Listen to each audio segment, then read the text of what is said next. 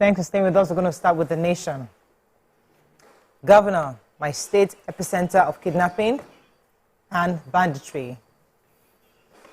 All set for LP convention.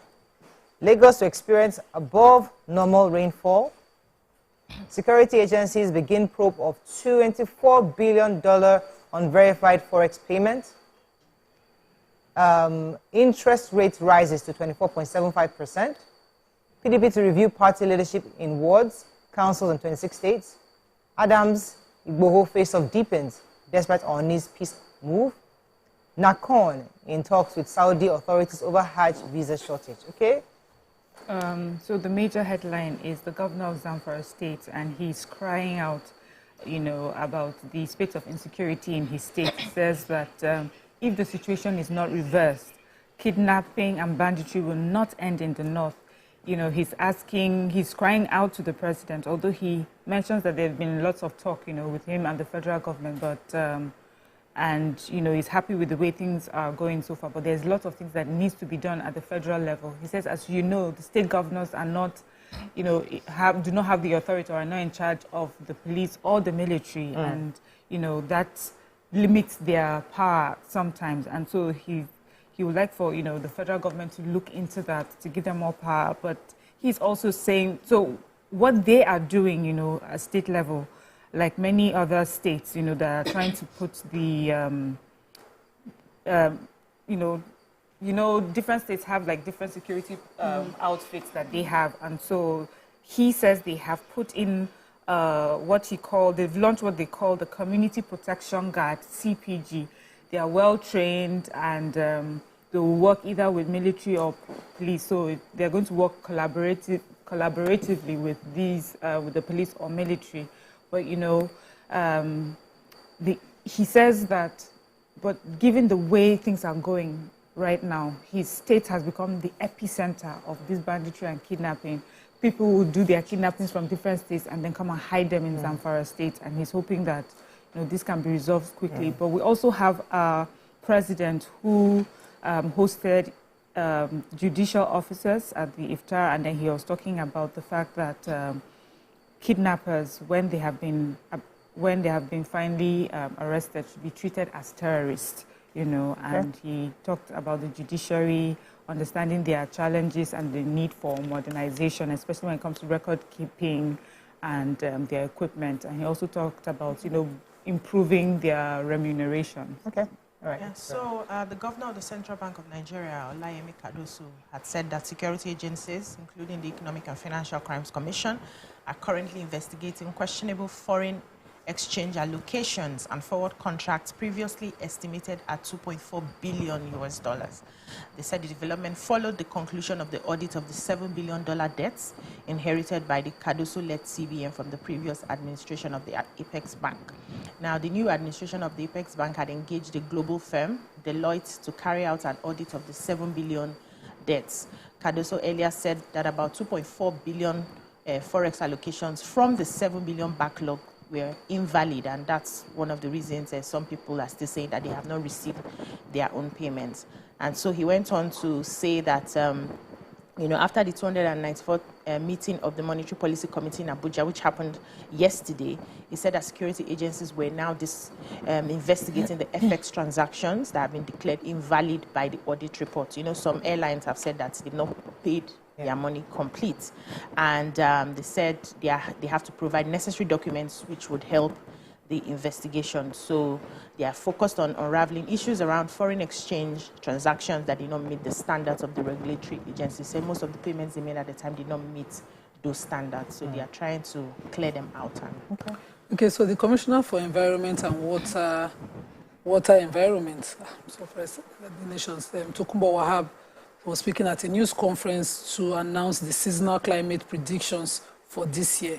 And he not only announced them, he also compared the socio-economic implications that it poses for Lagos State. So he says Lagos State will experience above normal rainfall this year with about 1,936.2 millimeters volume of water expected.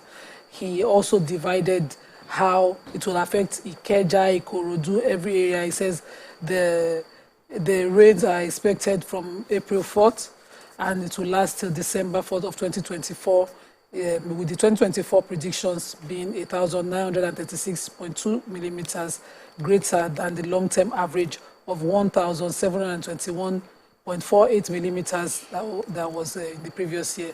And the rains are expected to start for the first week of April to December. He also said that the below normal rainfall is anticipated in the first half of the rainy season, while normal and to above normal is expected in the second half. He said that the state has made preparations along, this. He gave total details of what they have done. He also noted that they work with the Ogun State government and other government on the Ogun-Osun River Basin Authority, while monitoring the rainfalls in the neighboring areas of Ogun, Oyo, Osun. He said that the flood early warning systems has been strengthened to deliver reliable, timely, and effective flood information, adding that the low-lying Agility, Agboyi, Itowolo, and Ajegule communities will be closely monitored, which are likely to be affected by the Ogun River flooding. Okay. I hope that this information helps us to plan. I always say that, it's always important to clear your drainages as well in your neighborhood. All right, so the rift between the Ààrẹ Ọ̀nà Kakanfò of Yoruba land, Gani Adams, and Yoruba Nation activist Chief Sunday Igboho has deepened despite the peace deal brokered by the prominent traditional rulers, especially the Oni of Ife. They have refused to sheath their swords, so both of them have been going back and forth, demanding that both should declare a public apology or continue with the legal actions against each other. The two leaders have been at loggerheads following an alleged leaked telephone conversation. According to a letter by Igboho's lawyer, he says that they demand an immediate retraction of what he described as scandalous, malicious, and defamatory statements made against him. And Gani Adams, on the other hand, has warned that his silence should not be taken as cowardice on the alleged defamation of character. He said the allegations were deliberate efforts by some individuals to drag his name in the mud. It's quite worrisome that a whole Oni of Ife can wade into something like this and still they refuse to answer. No, but this is a defamation. But so the Ààrẹ Ọ̀nà Kakanfò, Oni of Ife wades into something, there should be some kind of, everybody should at least sheath their swords in the least. It goes back to the how do we perceive. In defamation matters, it's either true or it's not. But it's either true or it's not. So higher authority, it's either true or it's not. If your name is affected, you'd want to do. So the other party is Tayo Ayinde, who is the chief of staff to the governor of Lagos State. It's either true or it's not. It goes to some source, to the root of a bigger issue for some people. I'm not worried about the issue. I'm worried about the reverence for that name. Yes, for traditional rulers. The reverence. We don't have it anymore. Imagine it was a former Oni that wades into, or Obashiju. There are some Obas that when they come into a situation, everybody calm down. Depends on the approach. So you shoot yourself first. And then you don't. It depends on the approach. It speaks volumes to how we perceive our Obas. It's really painful. Moving on to the Punch. CBN EFCC probe banks, firms over alleged forex racketeering. Mom orders hailed death sentence on Chinese for killing lover. Slain soldiers for burial today, military demands killers capture. Assassination allegation, my voice note distorted, says Gani Adams. 6 missing, 2 rescued as U.S. cargo ship destroys Baltimore Bridge. NCC insists on same NIN deadline, telcos bar lines Friday. And Tinubu to vet foreign affairs ministries ambassadorial list. Okay, which story? Yeah, the human interest. Okay, can we take Right. Yes, okay, so Hajia Fatima Zuberi, who is the mother of Kulsum Buhari, she was the lady that was killed by her Chinese boyfriend, Frank Geng Kwarong, and he's been sentenced to die by hanging. He was convicted of 1 count of culpable homicide. The mother expressed her, she says, her satisfaction. She says for her, justice has been served. Of course, she's heartbroken that her daughter has died, but at least she has that. This report also highlighted some tweets by people, and many people were happy about it. It says it will serve as a deterrent, especially to foreigners thinking that they can come into Nigeria and commit some crimes and get away. And then some people were also saying that he should be kept safe, guarded properly, because we had the issue of the Binance person that escaped. So we don't want to hear any stories. But let me go on a short break and we'll come back to continue with our review. Stay with us, we'll be right back.